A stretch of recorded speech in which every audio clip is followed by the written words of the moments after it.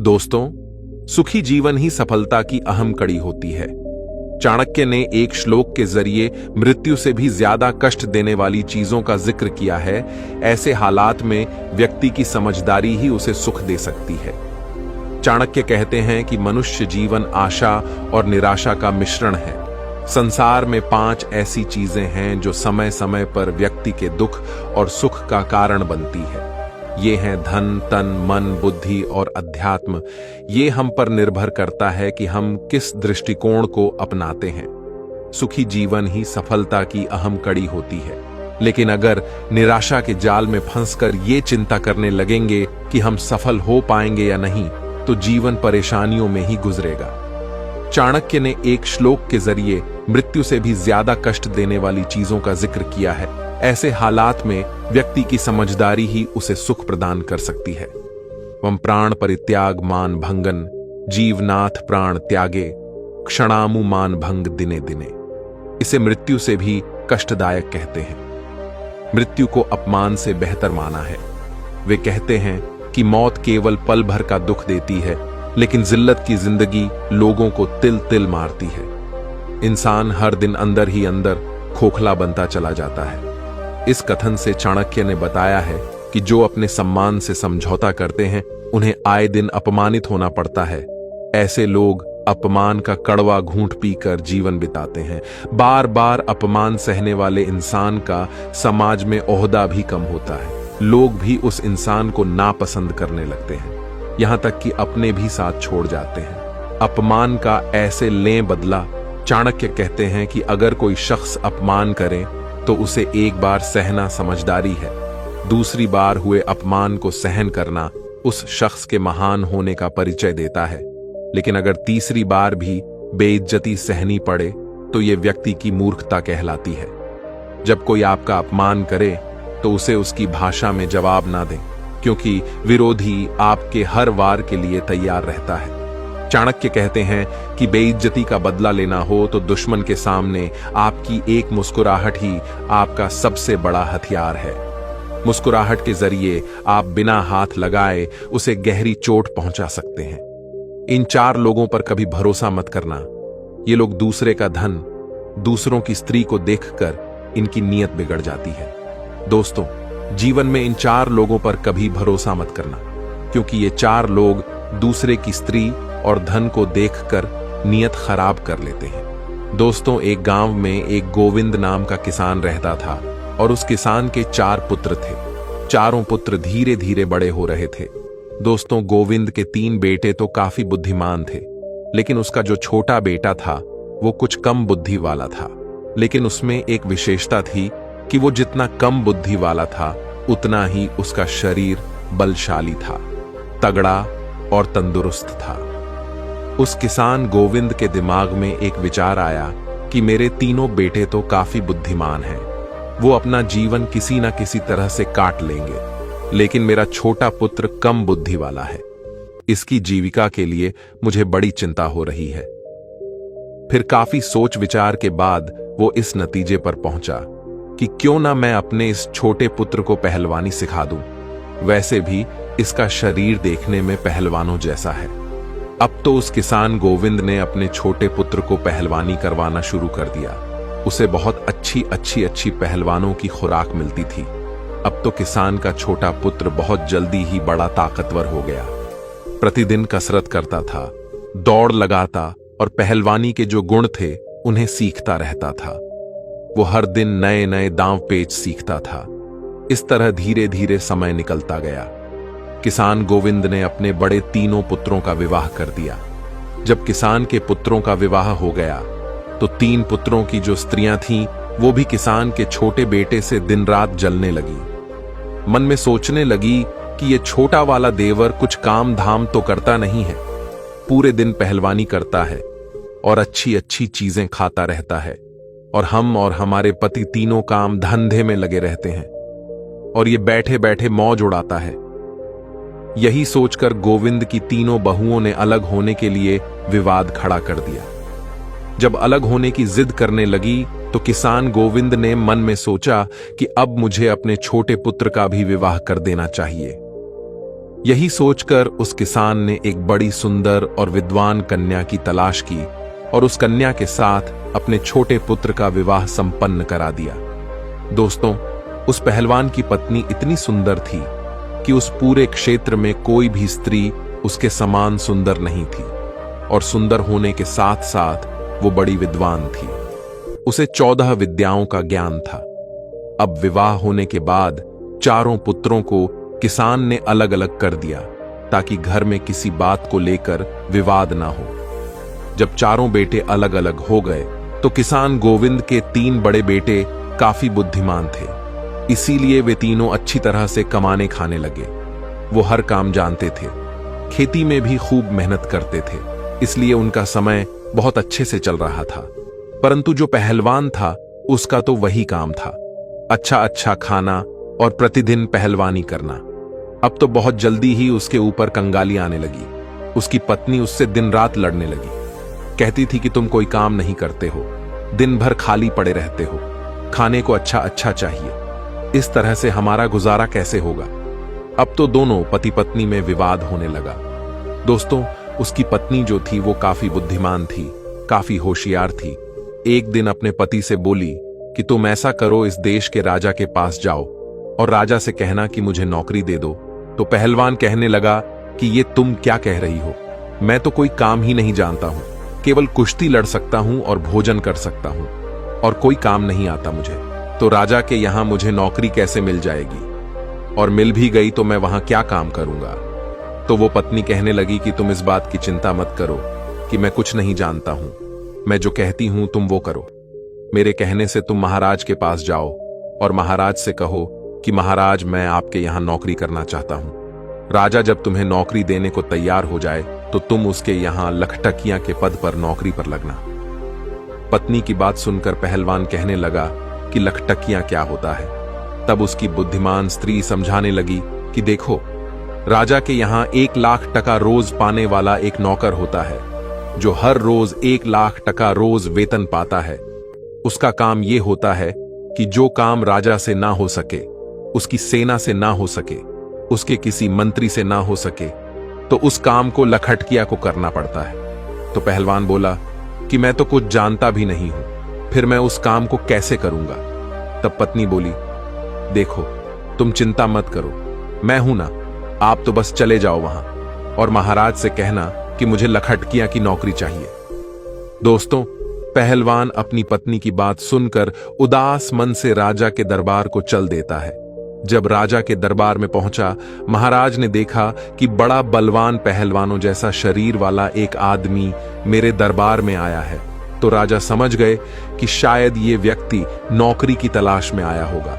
महाराज ने उससे पूछा कि आप किस लिए आए हैं। तो वो कहने लगा कि महाराज, मुझे नौकरी चाहिए। राजा ने पूछा, अच्छा ठीक है, आप हमें बताओ कि आप करोगे, आप क्या कर सकते हो। तब वो पहलवान कहता है कि महाराज, जो काम आपसे नहीं होगा, जो काम आपकी सेना से नहीं होगा, किसी मंत्री से नहीं होगा, वो काम मैं करूंगा, परंतु इसके बदले में मैं आपसे 1 लाख टका रोज का वेतन लूंगा। राजा कहने लगा, तो अच्छा, लखटकिया की नौकरी करोगे। वो पहलवान कहने लगा, जी महाराज। राजा ने अपने मंत्रियों से विचार विमर्श किया और कहा कि देखो तो जरा, क्या हमसे पहले कभी किसी राजा ने किसी लखटकिया को नौकरी पर रखा है या नहीं। अब तो राजा के मंत्री ने जब पहले के रजिस्टर में देखा तो उन्हें पता चला कि महाराज के पिता ने ही एक लखटकिया को रखा था। तो मंत्री कहने लगा, महाराज, आपके पिता ने भी एक लखटकिया को नौकरी पर रखा था। अपने मंत्री की बात सुनकर के राजा ने कहा, ठीक है, हम भी अपने यहां एक लखटकिया को रखते हैं। यही सोचकर राजा ने उस पहलवान को लखटकिया के रूप में अपने यहां नौकरी दे दी। लखटकिया कहने लगा, तो ठीक है महाराज, आप मुझे रहने के लिए कोई अच्छा सा कमरा दे दीजिए। जब भी कोई ऐसा काम पड़ेगा जो आपसे ना हो, आपकी सेना से ना हो, आपके किसी मंत्री से ना हो, तो आप खबर भेजकर मुझे बुलवा लेना।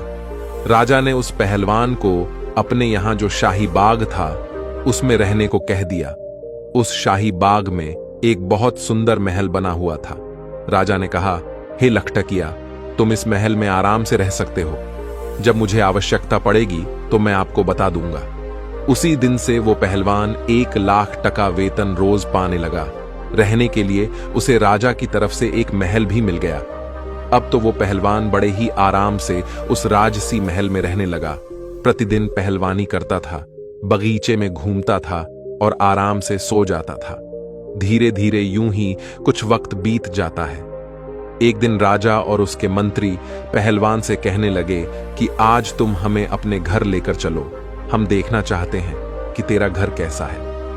अब तो वो पहलवान महाराज के आदेश को टाल ना सका और मंत्री और राजा को लेकर अपने गांव के लिए चल देता है। वो पहलवान राजा और मंत्री को अपने घर बुला लाता है।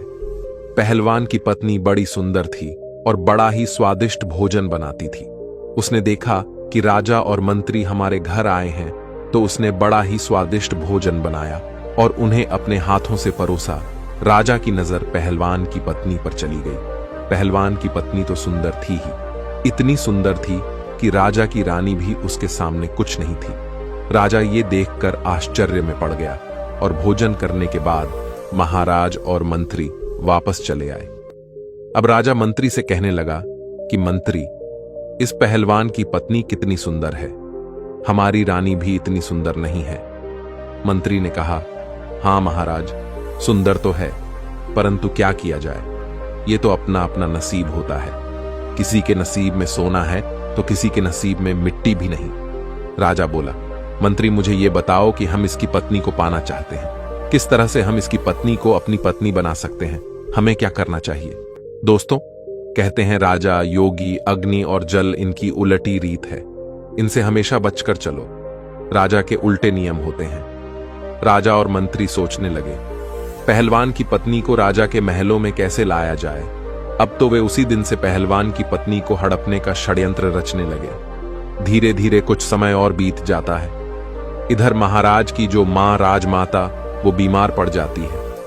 जब राजमाता बीमार पड़ गई तो महाराज ने बड़े बड़े वैद्य को उन्हें दिखाया, परंतु किसी भी वैद्य का उपचार उन्हें ठीक नहीं कर पाया। राजमाता के बदन में दर्द रहने लगा था। उनके बदन दर्द की बीमारी बढ़ती चली गई। कोई भी वैद्य हकीम उनका इलाज नहीं कर सका। एक दिन एक वैद्य जी आए। मंत्री ने मन में विचार किया कि मुझे कुछ षड्यंत्र रचना चाहिए। वैद्य को देखकर मंत्री कहने लगा, वैद्य जी, हमारे महाराज की मां राजमाता बीमार है, क्या आप उनका इलाज कर सकते हैं। वैद्य ने कहा, हां, हम अवश्य उनका इलाज कर देंगे। मंत्री ने कहा, देखो वैद्य जी, आपको इलाज मेरे अनुसार करना होगा। मंत्री ने कहा, मैं आपको 1 लाख रुपए दूंगा। आप जब उनका इलाज करो तो इलाज के लिए तुम उनसे ऐसी वस्तु मंगवाना जो कहीं भी उपलब्ध ना हो। वैद्य को जब 1 लाख रुपए पकड़ा दिए तो वैद्य लालच में आ गया। वैद्य कहने लगा, चलो मंत्री जी, मैं ऐसा ही करूंगा। अब तो मंत्री वैद्य को लेकर राज दरबार में आता है और राजा से कहता है, महाराज, ये वैद्य जी बड़े ही माने हुए हैं, इन्हें मैं काशीपुरी से बुलाकर लाया हूं।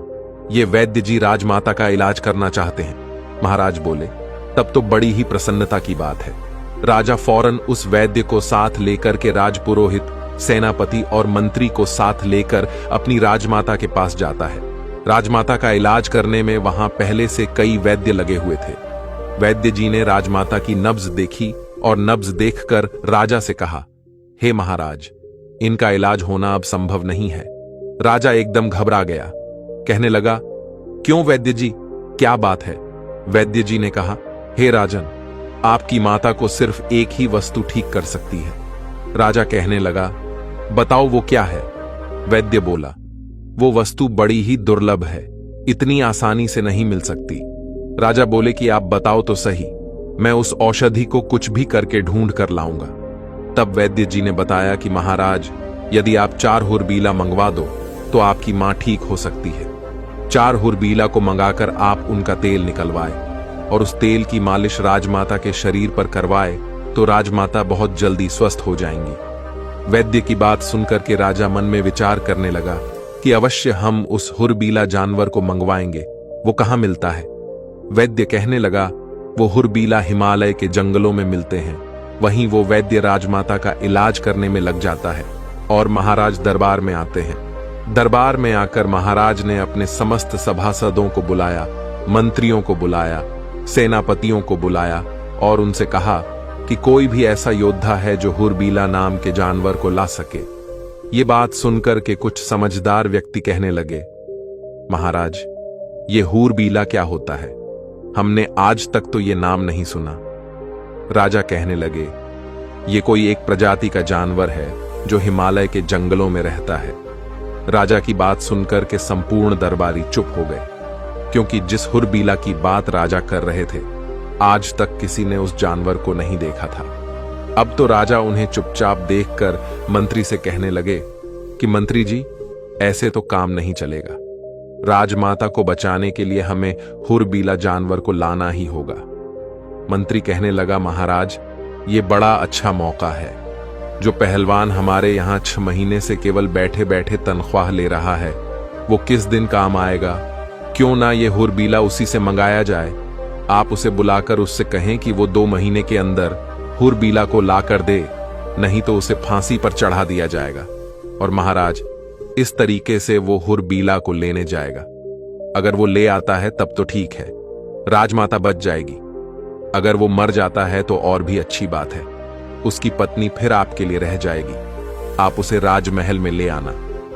राजा की नीयत तो पहले से ही पहलवान की पत्नी पर थी। राजा कहने लगा, वाह मंत्री जी, क्या अच्छा सुझाव दिया है। पहलवान यदि हुरबीला नहीं ला सका तो हम उसको फांसी पर चढ़ा देंगे, क्योंकि वो 6 महीने से लाख टका रोज ले रहा है। अब तो राजा ने बिना देर किए 4 सिपाही भेजे और पहलवान को अपने दरबार में बुला लिया। पहलवान महाराज के दरबार में आ जाता है। महाराज ने कहा कि हे पहलवान, तुम काफी समय से बैठे बैठे वेतन ले रहे हो, अभी तक कोई काम तुमने हमारा नहीं किया। अब एक आवश्यक काम आ गया है। पहलवान बोला, महाराज, आज्ञा कीजिए, मैं अवश्य करूंगा। तब राजा कहता है कि हमें 4 हुरबीला की जरूरत है। उनका तेल निकलवाना है और तेल निकलवाकर राजमाता के शरीर पर मालिश करनी है, जिससे उनकी बीमारी दूर हो सके। राजा की बात सुनकर पहलवान सोच में पड़ गया। कहने लगा, महाराज, मुझे कुछ समझ में नहीं आया, ये हुरबीला क्या होता है? राजा ने कहा, हम भी नहीं जानते, लेकिन तुम्हें लाना है। काफी सोच विचार के बाद पहलवान कहने लगा, महाराज, आप मुझे कुछ समय दीजिए। राजा बोले कि इसके लिए मैं आपको 2 महीने का समय देता हूं। यदि आप 2 महीने में हुरबीला को नहीं ला पाए तो आपको फांसी पर चढ़ा दिया जाएगा। पहलवान महाराज की बात सुनकर घबरा जाता है और अपने बगीचे में आता है। मंद बुद्धि का तो वो था ही। मन में विचार करने लगा कि चलो देख लूंगा, अगर कहीं मिलेगा। हमारे पास 2 महीने का समय है। इस प्रकार 4 दिन का समय तो वो वहीं पर निकाल देता है। अब इधर राजा और मंत्री और सेनापति मन में विचार करने लगे कि लगता है वो अभी तक हुरबीला को लेने नहीं गया। 4 दिन से आराम से बाग में सो रहा है। आप उसके पास जाइए और उससे कहिए कि वो जल्दी से जल्दी हुरबीला को लेकर आए, वरना हम उसे फांसी पर चढ़ा देंगे। ये बात सुनकर के राजा कहने लगे, ठीक है, मैं जाता हूं और देखता हूं कि वो अभी तक क्यों नहीं गया। ऐसा विचार करके राजा उस पहलवान के घर पर जाते हैं। पहलवान ने ये बात अपनी पत्नी को कभी नहीं बताई थी। पहलवान की पत्नी बड़ी विद्वान थी। उसने एक 50 हाथ गहरा कुआं अपने आंगन में खुदवा रखा था और कुएं के ऊपर उसने एक खाट बिछा रखी थी। उस चारपाई को उसने कच्चे सूत से बनवाया था। उसके ऊपर एक बहुत सुंदर मखमली बिस्तर लगा दिया था। इधर जब राजा ने दरवाजा खटखटाया और आवाज लगाई तो पहलवान की पत्नी ने आकर दरवाजा खोला और द्वार पर राजा को देखकर कहने लगी, महाराज आप। तो उस पहलवान की पत्नी ने राजा का बड़ा स्वागत किया और कहने लगी कि महाराज, आप यही बाहर विराजिए, मैं आपके लिए भोजन लेकर के आती हूं। मेरे पति इस समय घर पर नहीं है। राजा कहने लगा, अरे नहीं नहीं, मैं बाहर क्या करूंगा, मैं तो आपके साथ अंदर चलता हूं। अब तो राजा पहलवान के बारे में उसकी पत्नी से गलत बातें करने लगा। कहने लगा, हे सुंदरी, लगता है पहलवान आपको अच्छे से नहीं रखता।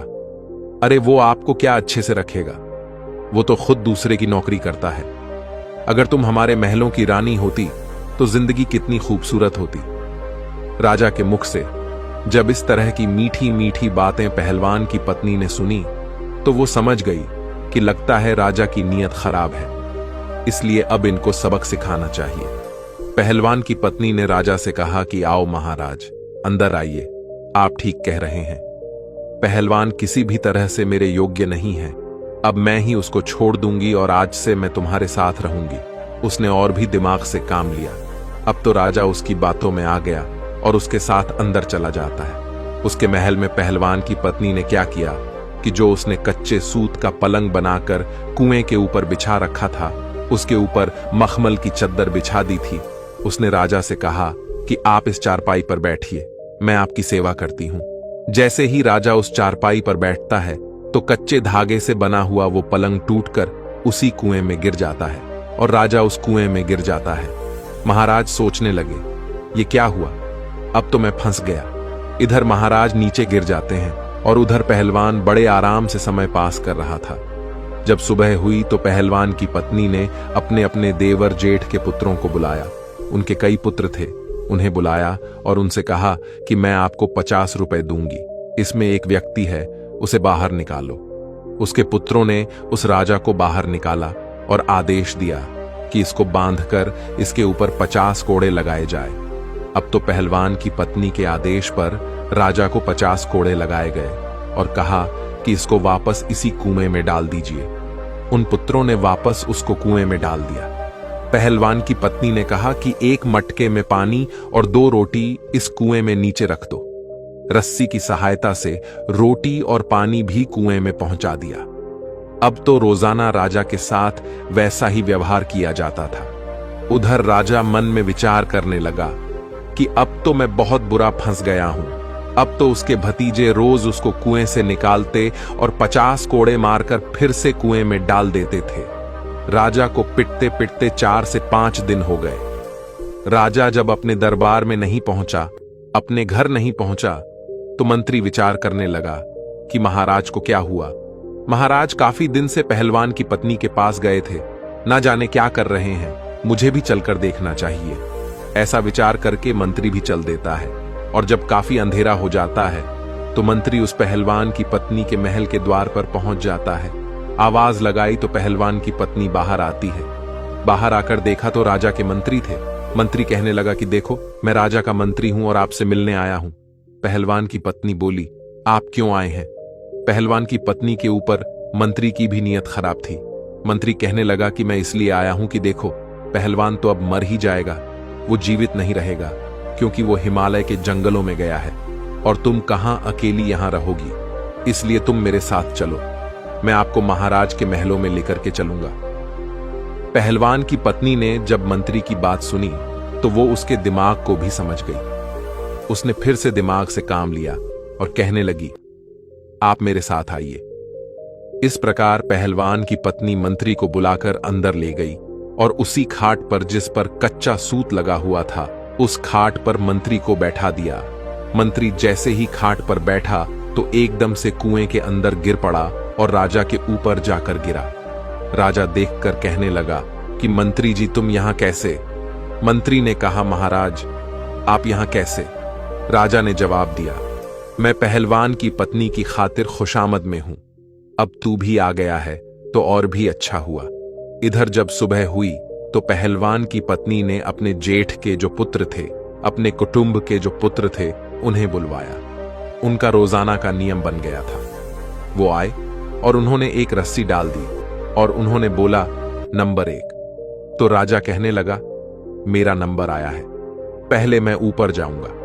इस प्रकार वो राजा को रस्सी पकड़वाकर ऊपर चढ़ा लेते हैं और उसे खंबे से बांध देते हैं। फिर दूसरा रस्सा डाला, उसको बोला नंबर 2। तो मंत्री भी ऊपर आ गया, उसको भी खंबे से बांध दिया। फिर उनको 50-50 कोड़े लगाए, फिर से उसी कुएं में डाल दिया गया और कहा कि इनको एक मटका पानी और 4 रोटी नीचे पहुंचा दो। रस्सी की सहायता से रोटी और पानी कुएं में नीचे पहुंचा दिया। अब तो राजा और मंत्री को प्रतिदिन 50-50 कोड़े बरसने लगे। उनको रोजाना कोड़ों की मार पड़ने लगी। राजा और मंत्री दोनों के शरीर से चमड़ी उतर गई थी। इसी तरह से 8 दिन निकल जाते हैं। इधर राजा के सेनापति ने विचार किया कि राजा को ढूंढने के लिए मंत्री गया था, वो भी लौटकर अभी तक नहीं आया। मुझे भी चलकर देखना चाहिए कि उनके साथ आखिर क्या हुआ है। वो पहलवान की पत्नी के पास ही तो नहीं रुक गए, न जाने वो क्या कर रहे हैं। ये विचार करके सेनापति भी चल देता है। सेनापति जब शाम होने पर पहलवान के घर जाता है तो इधर पहलवान की पत्नी ने आकर दरवाजा खोला। बाहर देखा तो सेनापति खड़ा था। पूछने लगी, आप कौन है? तो सेनापति कहने लगा कि हम महाराज के सेनापति हैं और तुम्हारे पास आज की रात्रि बिताना चाहते हैं, क्योंकि पहलवान की पत्नी बहुत सुंदर थी। जो एक बार उसे देख लेता था तो उस पर मोहित हो जाता था। सेनापति भी पहलवान की पत्नी पर मोहित हो गया। सेनापति की मंशा को वो अच्छी तरह समझ गई कि ये षड्यंत्रकारी है और मेरे पास आया है।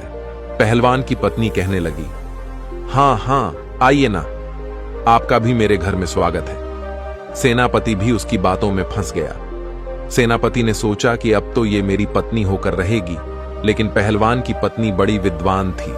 उसने उस सेनापति को भी उसी खाट पर बैठने को कहा और जैसे ही वो कच्चे सूत की खाट पर बैठा तो वो भी नीचे कुएं में गिर गया। उसमें राजा और मंत्री तो पहले से ही पड़े हुए थे। जब राजा ने और मंत्री ने सेनापति को देखा तो कहने लगे, सेनापति तुम? सेनापति बोला, जी महाराज, अरे आप भी इसी में हैं, मैं आपको ही तो ढूंढने आया था। राजा बोले, तुमने ढूंढ लिया हमें, अब सुबह देखना क्या होता है। सेनापति बोला, क्या होगा? मंत्री बोले, सुबह देखना, अभी चुपचाप सो जाओ। जब सुबह हुई तो पहलवान की पत्नी ने अपने देवर जेठ के पुत्रों को बुलाया। वो सब लोग आए और उन्होंने आकर रस्सा नंबर 1 डाल दिया। उसे पकड़कर राजा ऊपर आ गया। राजा को रोज की तरह खंभे से बांध दिया। फिर दूसरा रस्सा डाला। मंत्री भी उसे पकड़कर ऊपर आ गया। इसी तरह से तीसरा रस्सा भी डालकर सेनापति को भी ऊपर निकाल दिया। इस प्रकार से पहलवान की पत्नी ने आदेश किया कि कैदी नंबर 1 को 25 कोड़े लगाए जाएं, कैदी नंबर 2 को 100 कोड़े मारे जाएं और कैदी नंबर 3 को 300 कोड़े मारे जाएं। पहलवान की पत्नी की बात सुनकर उन सभी पुत्रों ने कोड़े मारने शुरू कर दिए।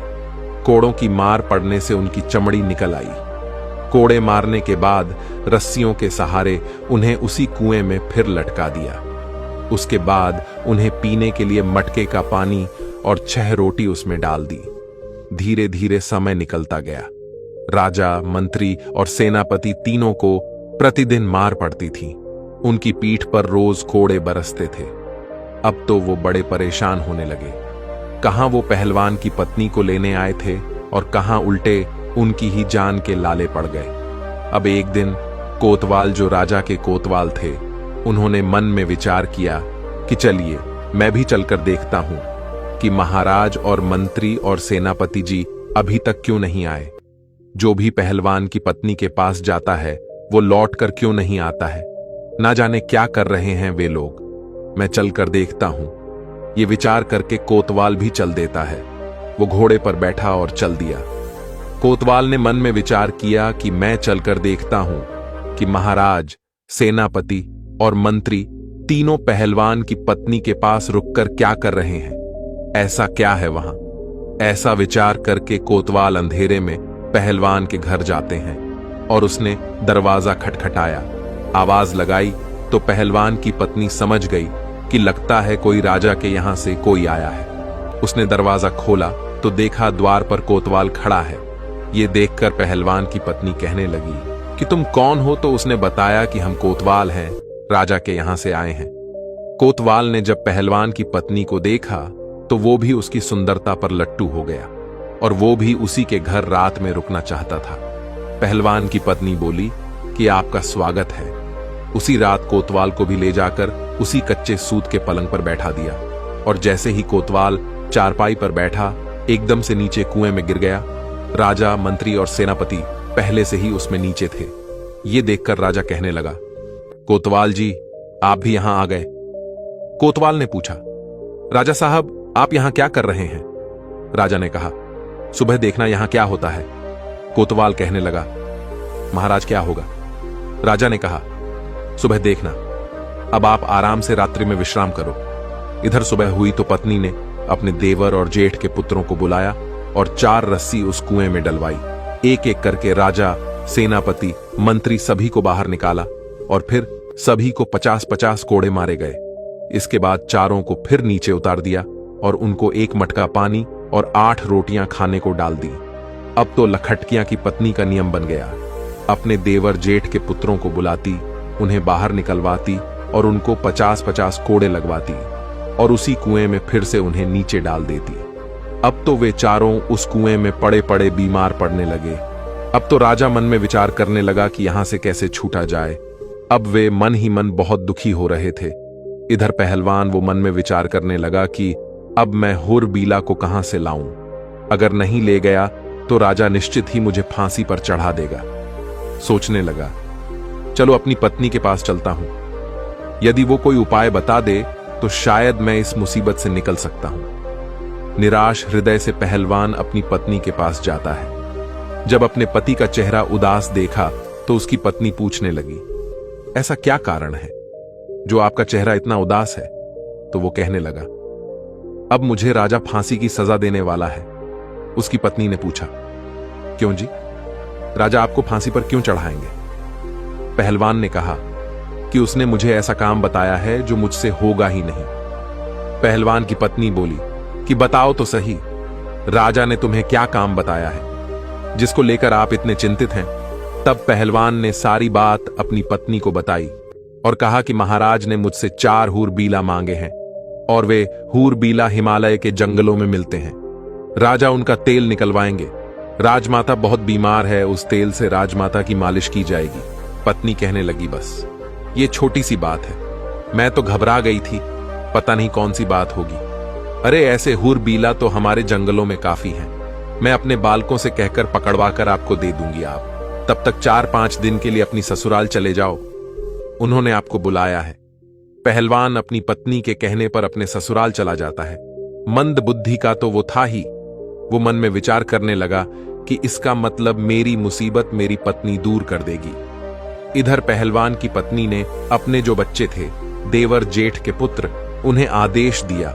उनसे कहा कि आप कुछ पंखों की व्यवस्था करो, चिड़िया के, कबूतर के, मोर के, समस्त पक्षियों के पंख ज्यादा से ज्यादा लेकर के आओ और एक कमरे में उन पंखों को भर दो। उसके देवर जेठ के पुत्र वो छोटे छोटे बालक ही थे। उन्होंने 2 दिन में ही कमरा पंखों से भर दिया। जब तीसरा दिन हुआ तो पहलवान की पत्नी ने अपने देवर जेठ के पुत्रों को बुलाया और उनसे कहा कि आप 2 क्विंटल तारकोल की व्यवस्था करो। इस प्रकार से तारकोल की व्यवस्था की गई। फिर उसके बाद उसे गर्म किया गया और गर्म करके जब वो पतला हो गया तो उसे ठंडा करने के लिए रख दिया। जब तारकोल ठंडा हो गया तो उसे एक बड़ी कढ़ाई में भरकर रख दिया। फिर उसके बाद उस कुएं में 1 नंबर रस्सा डाला गया। तो राजा सोचने लगा, अरे आज तो मुझे दोपहर से ही बुलाया जा रहा है, रोजाना तो पिटाई होती थी, अभी तो दोपहर का समय है क्या, आज फिर मार पड़ने वाली है। तो राजा चुपचाप से ऊपर चढ़ जाता है। पहलवान की पत्नी वहां डंडा लेकर के बैठी थी। उसने राजा से कहा कि ये कढ़ाई रखी है, इसमें स्नान करो, यदि ज्यादा आनाकानी की तो इस डंडे की मार पड़ेगी। राजा चुपचाप डर के मारे उस तारकोल से भरी कढ़ाई में घुस जाता है और जब वो बाहर निकला तो पूरे शरीर पर तारकोल लिपट गया। पहलवान की पत्नी बोली, इस कमरे में जाइए और इसमें आराम से लेट जाइए। राजा को उस कमरे में भेज दिया गया जिसमें हजारों पक्षियों के पंख पड़े थे। राजा जैसे ही उस कमरे में लौटे तो पूरे शरीर से पंख ही पंख चिपक गए। इसके बाद राजा को एक लोहे के खूंटे से बांध दिया।